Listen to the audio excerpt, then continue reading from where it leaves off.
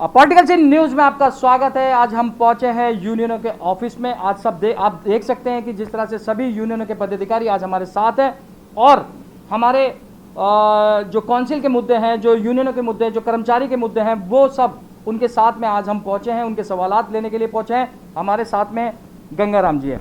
गंगाराम जी, बड़े अरसे के बाद, काफ़ी अरसे के बाद आपसे मुलाकात हो रही है। आप खासकर रजौरिया जी हमारे साथ हैं, एस के सोलंकी हमारे साथ हैं, सुनील जांगड़ा जी हमारे साथ हैं, रवि दत्त जी हैं, टाक साहब हैं और भाइयों का मैं नाम जानता नहीं हूँ थोड़ा सा।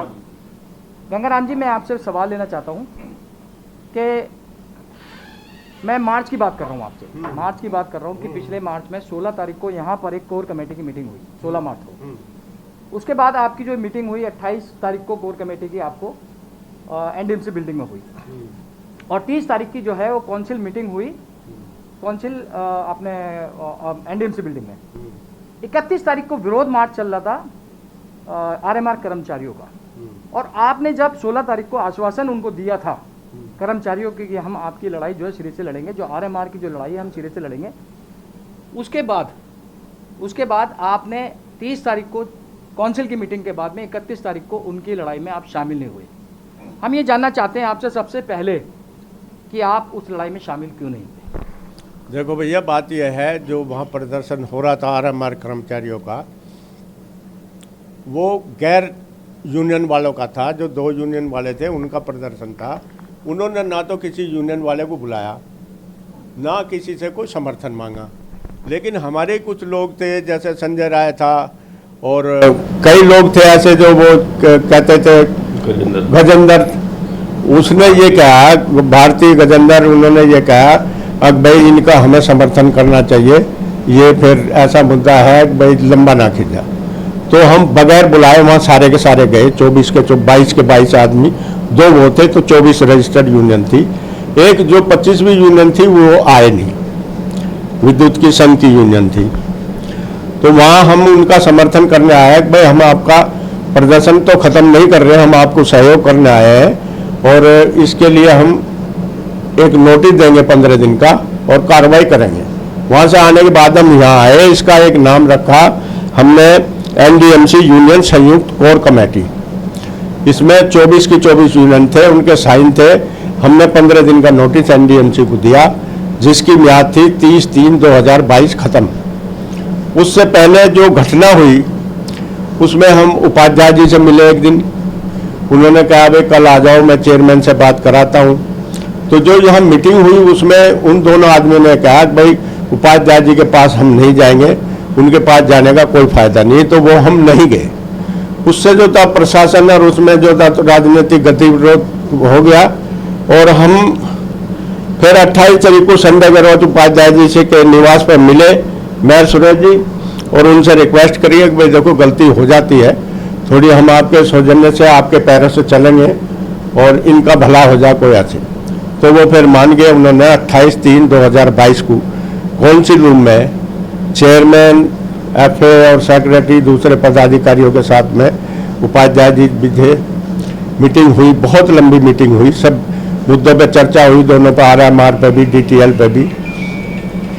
तो उसमें ये तय पाया गया, उन्होंने लास्ट में एक सवाल करा, अगर भाई हम तुम्हें कुछ दे दें, तो 2 मुद्दे पर चर्चा ये हुई थी कि भाई देखो आरएमआर कर्मचारियों कैशलेस स्कीम का विचार है और इंटरिम रिलीफ के तौर पर कुछ पैसे दे देंगे। तो उन्होंने ये कहा अगर भाई हम आपको दे दें तो ये क्या जरूरी है कि ये प्रदर्शन फिर नहीं होगा, आप दोनों आश्वासन दें। उन दोनों ने कोई आश्वासन नहीं दिया। तो वहाँ बहसबाजी भी मेरी भी उन दोनों से, तो जैसे तैसे वो होकर ख़त्म हुआ। हमने ये फिर भी आश्वासन माना भाई काउंसिल की मीटिंग में परसों 30 तारीख को ये कुछ होगा, लेकिन कुछ नहीं हुआ। जब कुछ नहीं हुआ वो अड़े रहे, वो हमारी बात भी नहीं मान रहे थे, उन्होंने पोस्टर भी निकाल दिया बगैर हमारी सहमति के। तो हमने जो वो स्थगित वाला था, वो अपना जो वचन था, नोटिस था, उसे वापस ले लिया। ये देखते हुए एक तो चेयरमैन ने उसमें अपील करी थी कि भाई थोड़ा इसे वो करना चाहिए, एनडीएमसी के जो कर्मचारी है उनके लिए कोई नुकसान ना हो और रियासत वालों के लिए कोई नुकसान ना हो। और एक पीएम साहब आ रहे थे, 31 तारीख को पीएम साहब इंडोर स्टेडियम में आ रहे थे। इन हालातों को देखते हुए हमने वो स्थगित कर दिया। उसके बाद में जो हमारे ऊपर लांछन लगने शुरू हुए, ये तो बिक गए, ये तो दलाल है, इन्होंने पैसे खा लिए, वो हो गए, उससे हम अनोड हो गए, हम फिर गए नहीं। गंगाराम जी, हम ये कहना चाहते हैं कि बहुत कर्मचारी, एक कर्मचारी नहीं, पूरी जितने भी कर्मचारी थे सबने एक ही मुद्दा उठाया और हमने यूट्यूब के माध्यम से, समाचारों के माध्यम से देखा, उन्होंने साफ क्लियर कहा कि आपने उनसे 5,000 रुपये लिए हैं। हम ये जानना चाहते हैं कि आपने 5,000 रुपये लिए, क्यों लिए, किस लिए लिए, और क्या सबूत है कि आपने वो 5,000 रुपये जो है किस काम के लिए। हम ये जानना चाहते हैं कि वो 5,000 रुपये का एलिगेशन क्या है, क्या आपके ऊपर गलत है या सही है, वो हम बात जानते हैं। एलिगेशन तो उन लोगों ने लगाया है, मैंने तो किसी के लिए नहीं, ना मैं किसी के दरवाजे पे गया, ना वो हमारे मेंबर है। ये तो झूठ बोलते हैं कोरा मुझे बदनाम करने के लिए। आप बताइए किसके पास मैं गया पैसे लेने, किसने मुझे पैसे दिए बताए? कोई आज सामने तो आए, कोई हाथ में ले ले कह दे, आजा, कोई बच्चों की कसम धर्म खाएगा हमने किससे पैसे लिए? किसी एक से भी आदमी से पूछे। भाई वो लोग अगर ये कहते हैं कि गंगाराम जी ने पैसे लिए हैं, तो यार भगवान को हाजिर नाजिर मांग के एक भी आदमी ये कह दे कि भाई मैं 5,000 रुपये गंगाराम जी को दे के आया हूँ, तो जो सजा आपको देने हम सजा भुगतने को तैयार हैं, लेकिन दीन ईमान से भगवान को हाजिर नाजिर मान के। यहाँ एक ये बदनाम करने की साजिश है, यहाँ 1 रुपया किसी ने नहीं लिया। गंगाराम जी, हमारे पास में एक और बात आई थी कि आप किसी एक अपने परिवार के लिए नौकरी का भी वहाँ पे जो है आश्वासन लेकर आए कि हमारे किसी परिवार को नौकरी मिल जाए अनुकंपा आधार पे, कुछ ऐसे भी एलिगेशन लगे। हम सच्चाई जानना चाहते हैं कि इसमें कितनी बड़ी सच्चाई है। एनडीएमसी में अनुकंपा के आधार पर चेयरमैन को पावर है, सिंगल आदमी को नौकरी दे देगा। वो तो डीओपीटी का कानून है, जिसे भी मिलेगी डीओपीटी के अंकों के आधार पर मिलेगी। मुझे कोई नई स्कीम लागू कर रहे मेरे ऊपर? अरे मेरा लड़का गुजर गया था, मेरी बहू ने अप्लाई करा, अगर वो एलिजिबल होगी, नंबर होंगे तो हो जाएगी, कौन रोक देगा उसे? मुझे कोई अगर वो सूची प्रदर्शित होगी है, उसमें देख ले मुझे कोई एक्स्ट्रा ऑर्डिनरी नंबर दिया क्या? हाँ, वो जो बकरे मुंह से बकवाद कर रहे हैं, वो भी कहना उनका कोई मरे मेरे पास आए तो मैं उनकी क्या मदद कर सकता हूँ? मैं कोई मदद नहीं कर सकता, मरे हुए उसकी कोई मदद नहीं हो सकती। गंगाराम जी, 5,000 का मुद्दा कहाँ से उठा? मेन बात यह है क्योंकि 5,000 का मुद्दा, एक वीडियो देखी थी मैंने तो उसमें उठा। वो वहाँ प्रदर्शन के जंतर मंतर के स्थान पर वहाँ एक वीडियो बनी थी, उसमें अशोक भी खड़ा हुआ था। नवल जी, अच्छा हुआ ये क्वेश्चन आपने पूछा।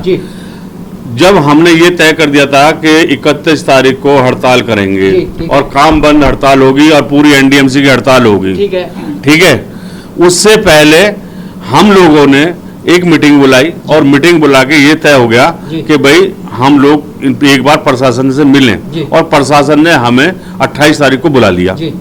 जब 28 तारीख को हमें प्रशासन ने बुलाया तो वहाँ हम अकेले नहीं थे, वहाँ एनडीएमसी के फोटोग्राफर भी थे, और वहाँ एनडीएमसी के फोटोग्राफर के साथ साथ अफसरान बैठे थे, चेयरमैन सेक्रेटरी, वीडियो बनी हुई है। वहां जब ये तय हुआ कि भाई सबसे पहला मुद्दा, हमारे भाई साहब गंगाराम जी हैं, फेडरेशन के अध्यक्ष हैं, इन्होंने बहुत जोर शोर से इस मुद्दे को उठाया कि जी इन बच्चों की उम्र बीत गई है और ये अब इतने उम्र के हो गए हैं कि ये कहाँ जाएं, इनके बच्चे बड़े बड़े हो गए हैं, और ये आरएमआर 4,500-5 हजार आदमी है हमारा, ये रोड पे पड़ा है, इनको सर परमानेंट करो।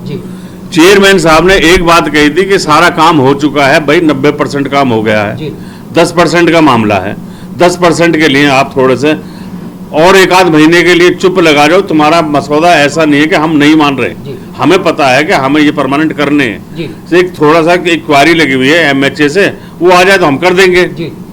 उसी बात को लेके मैंने कहा चलो मामला, सारी यूनियन में बैठी हुई थी, बहुत सारी बातें हुई। बात होने के बाद हमने एक बात कही, मैंने कहा चलो सर हम एक बात मानते हैं। दूसरा मुद्दा आया था हमारा डीटीएल का। डीटीएल पे उन्होंने कह दिया तुम्हारी कमेटी के चेयरमैन सतीश उपाध्याय जी हैं, और उन्होंने ये कसम खा रखी है कि हम तुम्हें डीटीएल दिवा के छोड़ेंगे, और उन्होंने ये 30 तारीख को दिला भी दिया है। भाई साहब सतीश उपाध्याय जी का हम बहुत धन्यवाद करते हैं कि सोशल एजुकेशन वालों को डीटीएल नहीं मिल रहा था, हाँ, वो मिल गया। अच्छा, दूसरा ये था कि एक सब कमेटी, एक इन्होंने सब कमेटी बना दी, सब कमेटी में वो तय हो गया। तो उस टाइम पे सतीश उपाध्याय जी हमारे यूनियन के एक सुधाकर और अशोक बैठे थे, उनसे पूछा, कहने लगे भाई अगर हमारी ये मन से मांग थी कि आरएमआर कर्मचारियों का कुछ भला हो, कैसे भी हो, क्योंकि चेयरमैन साहब ने तो कह दिया था कि भाई महीना 10 दिन 15 दिन लगेंगे, 10% काम हो रह गया है, 90% हुआ पड़ा है।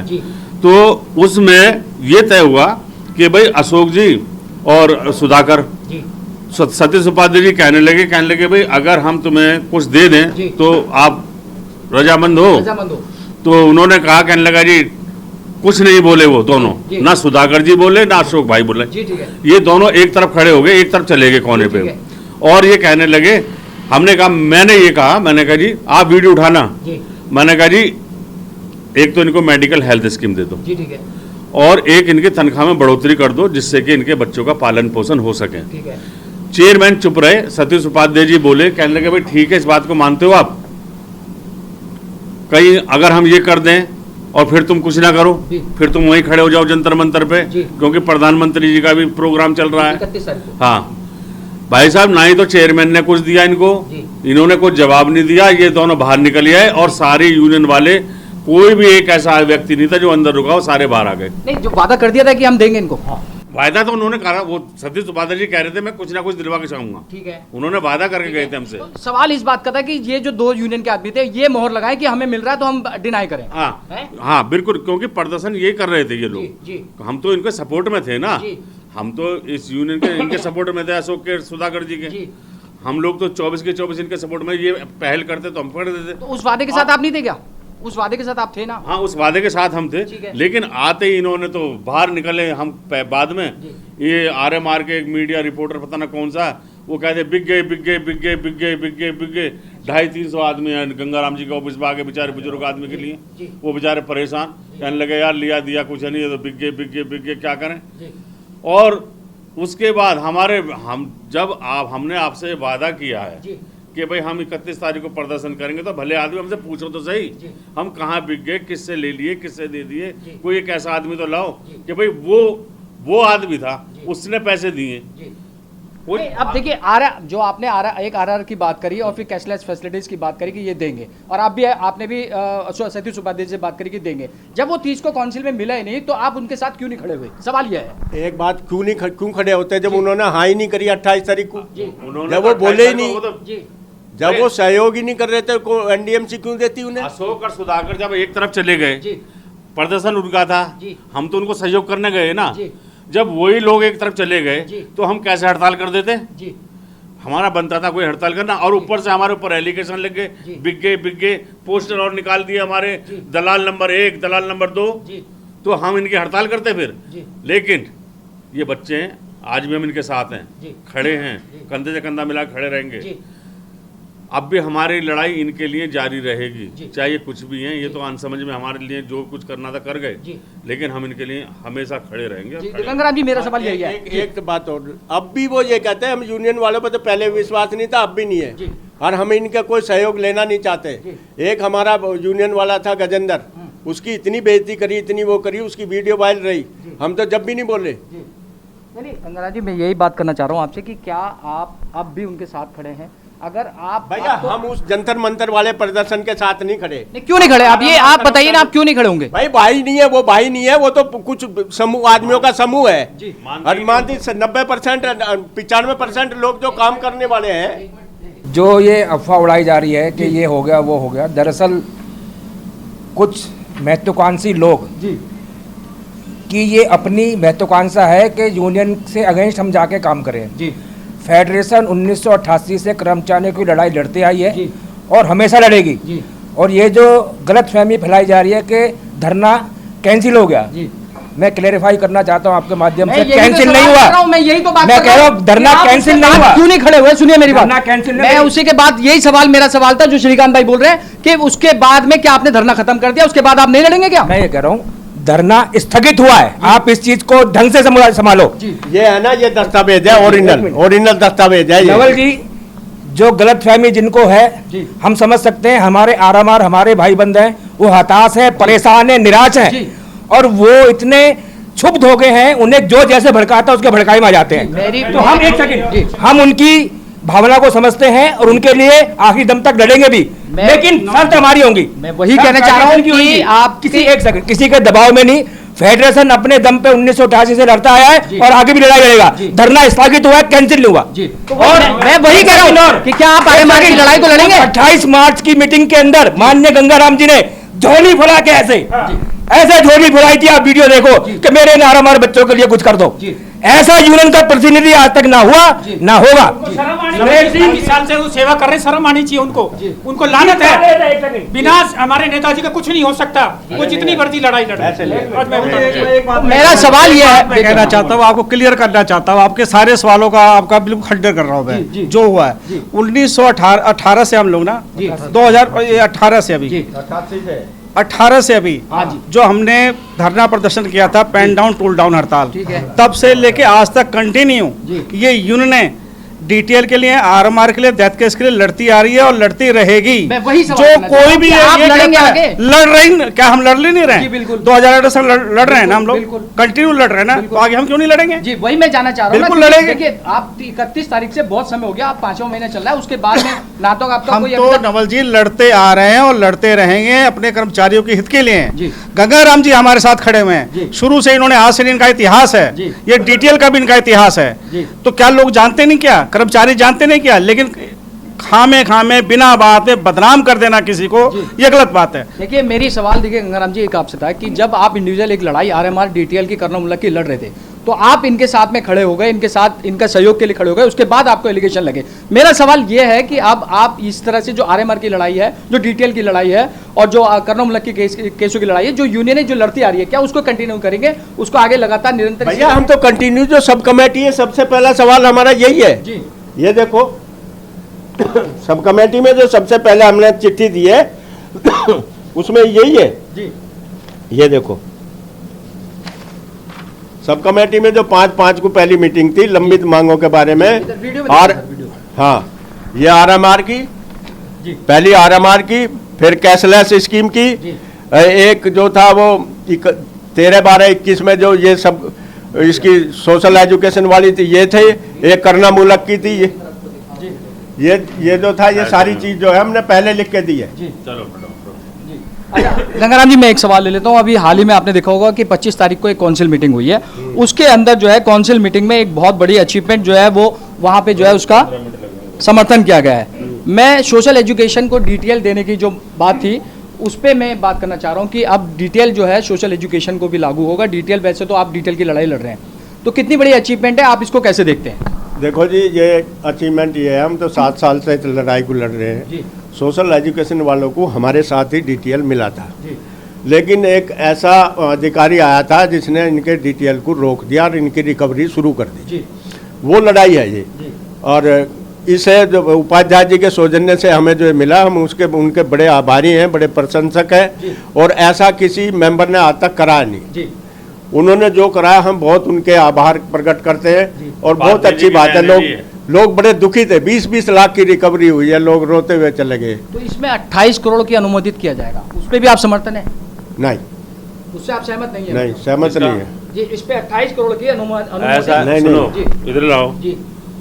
ये 28 करोड़ का ना जी, ये सौंदर्यीकरण करना चाहते हैं ना स्वच्छ भारत अभियान के तहत, तो जाके एमसीडी में करें जी, पाली उसमें करें, रोहिणी में करें, ग्रेटर कैलाश में करें, और आपके ये जितने भी ये आपका ये क्या बोलते हैं, नहीं सौंदर्यीकरण की 62 करोड़ की मंजूरी है सर। मैं तो सिर्फ ये जो सोशल एजुकेशन है, सौंदर्यीकरण को हम कोई कम काम करते हैं, सौंदर्यीकरण है नहीं हमारा एनडीएमसी में। क्या स्वच्छ भारत में सबसे नंबर 1 पे एनडीएमसी आती है, और सफाई कर्मचारियों की देन है जो आज इन अफसरों को अवार्ड मिलते हैं, चाहे 5वीं रैंकिंग हो चाहे 7वीं रैंकिंग में नंबर 1 आती है ना।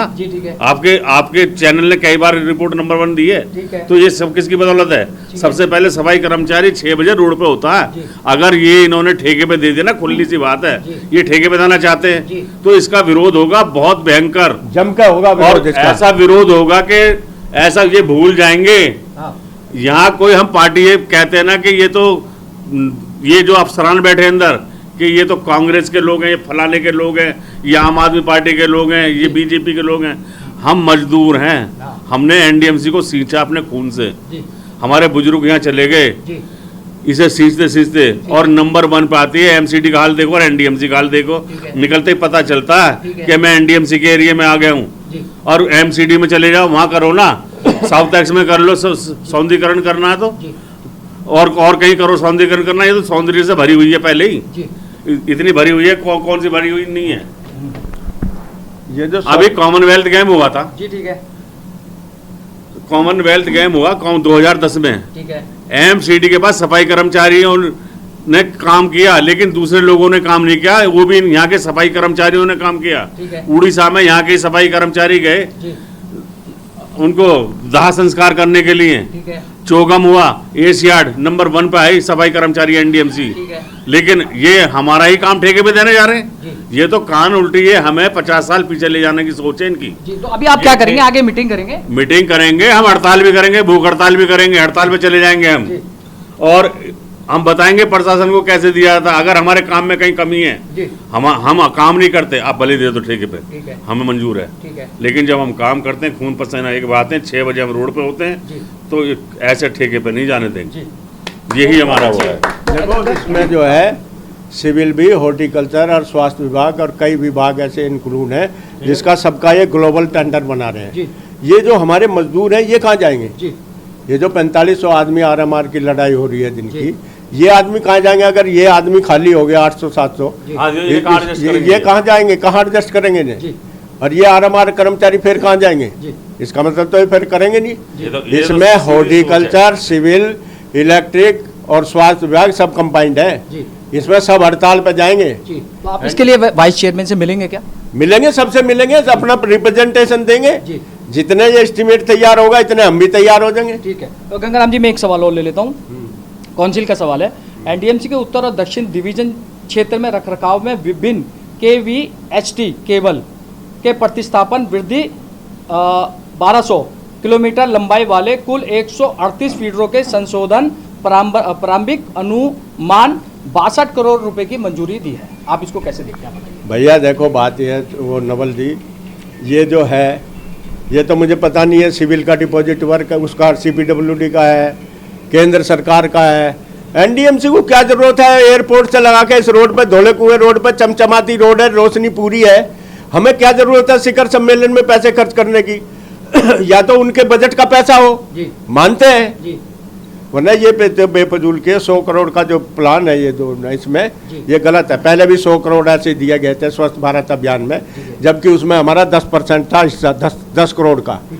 और वो जो था वैसे हॉर्टिकल्चर उसमें दाएं बाएं में कर दिया। एनडीएमसी का बहुत सारा पैसा बहुत मिसगाइड होने में जाता है। मिसगाइड होने में नहीं, मिसयूज हो रहा है, मिसयूज हो रहा है। हम इसका पुरजोर वो करेंगे, ऐसे तो एनडीएमसी खाली हो जाएगी। हम खजाना भरते हैं और ये जो आते हैं ना बाहर से, ये मजा लेके अपने निकल लेते हैं जो चुपचाप। पैसा मिस यूज हो रहा है उसको कर्मचारी के हित में क्यों नहीं लगाया जाता? उसे कर्मचारी को ये तो नहीं गलत है। देंगे। पहले भी तो एनडीएमसी चलती थी, आज क्या हो रहा है? ये कॉन्ट्रैक्ट बेस पे देना चाह रहे हैं, ये गलत है, बिल्कुल इसका हम समर्थन नहीं करते। अरे और एक और इसमें पॉइंट है, 11 मूर्ति और वो 3 मूर्ति का सौंदर्यीकरण, ये भी गलत है। ये एनडीएमसी क्यों नहीं कर रखा है? एनडीएमसी अब नहीं उसे देख रहे लोग। आज की तारीख में क्या खराब है वो? अगर वो ठीक है, उसमें थोड़ा सुधार हो जाएगा, उसके पैसा बर्बाद करने की क्या जरूरत है? हॉर्टिकल्चर के पैसे को इस वजह से दिखाया जा रहा ना, आगे आपका 4 महीने के बाद में पौधे जल जाते हैं या खराब हो जाते हैं, उसका कोई बजट प्रोविजन नहीं है। पहले भी ऐसा कर चुकी है कमेटी, अब ऐसा होने नहीं देंगे। तो आगे अब आपका रवैया क्या है? मैं अंत में अपनी बात खत्म करता हूँ कि आगे आप जो है रवैया ये है कि इसे पहले तो तोड़ने, जन जागरण करेंगे। ऐसे तो लोग, ये जो आरएमआर कर्मचारी है तो कभी पक्के होंगे नहीं इस हालात से, तो इसका विरोध करेंगे, जम के विरोध करेंगे। वहां से निकल जाएंगे, आदमी को हटा देंगे, तो ये जो 4,500-5 हजार आदमी हमारे बेचारे इंतजार में बैठे हैं, ये कहाँ जाएंगे? ये तो सीधा शोषण कर रहे हैं। ये तो एक गोली पकड़ा दी के लिए आप परमानेंट करने, फाइल वहाँ चली गई, यहाँ चली गई, इनका तो सीधा मतलब है ये 50 साल पीछे ले जा रहे हैं मजदूरों को। समय की बर्बादी और कुछ नहीं, समय की बर्बादी। इसमें जो बेसिक जानकारी हमें चाहिए, जो केंद्र सरकार, ये पैसा एस्टिमेट में जो हो रहा है 68 और 28 तकरीबन 100 करोड़ रुपया जो केबल बिछाई जा रही है और सौंदर्यीकरण किया जा रहा है, ये किस प्रोजेक्ट में आता है? बेसिकली डिपॉजिट है, केंद्र सरकार का है, या एनडीएमसी अपने लेवल पे कर रही है? तो इसकी क्लैरिटी कुछ नहीं है, पैसा कहाँ से आएगा? पहले भी दूसरे देशों के जिनपिंग जी आए थे, एनडीएमसी कर्मचारी ने रेड रोज को मात्र 3 दिन के अंदर ऐसा गार्डन बना दिया था कि आज भी देखते हैं लोग बाग। तो एनडीएमसी अपने आप में कर्मचारी इतना सक्षम है कि एनडीएमसी को लगातार 10 सालों से 5 लाख की आबादी के अंदर फर्स्ट प्राइज मिलता है और हमेशा मिलता रहेगा। एनडीएमसी कर्मचारी अपने आप में कटिबद्ध हैं, काम करने वाले हैं, करते हैं, करेंगे, लेकिन कुछ सरकारी या कुछ मशीनरी का उपयोग सही तरीके से ना करके कर्मचारियों को हित की अवहेलना की जा रही है और पैसा का मिसयूज हो रहा है। तो उसमें जरूर हम आने वाले टाइम में जो भी हमारी मीटिंग में निर्णय होगा, बहुत जल्दी हम एकता मार्च निकाल सकते हैं या कुछ और निर्णय ले सकते हैं। उससे पहले हम माननीय चेयरमैन साहब से, उपाध्यक्ष जी से पर्सनली रिक्वेस्ट करेंगे हम्बली कि इसके ऊपर कुछ सोचा जाए। तो ये थे हमारे साथ में आज यूनियन के पदाधिकारी। जैसा कि आपको पता है कि जो एलिगेशन लगने के बाद भी इन्होंने आज इस बात का जो है उस बात का खंडन किया और इस बात का समर्थन किया है कि जो आरएमआर की जो लड़ाई है, जो कर्णामूलक केसों की लड़ाई है, जो डिटेल की लड़ाई है, वो इसी तरह से सिरे से लड़ते आएंगे जैसे लड़ते आए हैं। और इन यूनियनों ने एक बहुत अचीवमेंट ली है, जो सोशल एजुकेशन में जो डिटेल है उसको लागू कराने की बात इन्होंने कही है कि जिस तरह से 7 साल से इसकी लड़ाई को लड़ रहे थे, सोशल एजुकेशन में भी आप डिटेल जो है लागू किया जाएगा। और इस बात का ये खंडन करते हैं कि जिस तरह से निजीकरण किया जा रहा है उसका भी ये विरोध प्रदर्शन। अहम मुद्दा आता है वो कि जैसे कि आपने देखा कि 25 तारीख को जो काउंसिल में एक मुद्दा उठाया गया था जिसमें सीपी कनॉट प्लेस का जो है वो एक सौंदर्यकरण को लेके एक उसका निजीकरण किया जा रहा है कि उसे मशीनें द्वारा जो है उस पर काम किया जाएगा। तो सभी यूनियनों का ये मानना है कि क्या ये अब इशारा है इस ओर कि अब निजीकरण जो है वो पूरी एनडीएमसी में किया जाएगा, कहीं ना कहीं हमारे जो कर्मचारी हैं उनको जो है कहीं हटाया ना जाए या उनको पक्का ना किया जाए, इस तरह के लेके जो है कर्म यूनियनों में काफ़ी रोष है और वो एक इशारे की ओर देख रहे हैं कि क्या निजीकरण जो है निजीकरण जो है वो पूरी एनडीएमसी एरिया का किया जाएगा। अभी हमने सोशल एजुकेशन की बात भी की थी, उन्होंने कहा है कि सोशल एजुकेशन जो एक अचीवमेंट है, सोशल एजुकेशन जो एक अचीवमेंट है और उस सोशल एजुकेशन को लेके जो हम कर्मचारियों में बड़ा खुशी का माहौल है। और अब देखा ये जा रहा है कि अब इस निजीकरण को लेकर सीपी का जो निजीकरण है उसको लेकर जो है क्या कदम यूनियनें आगे उठाती हैं, उस पर अभी विचार करने की बात है।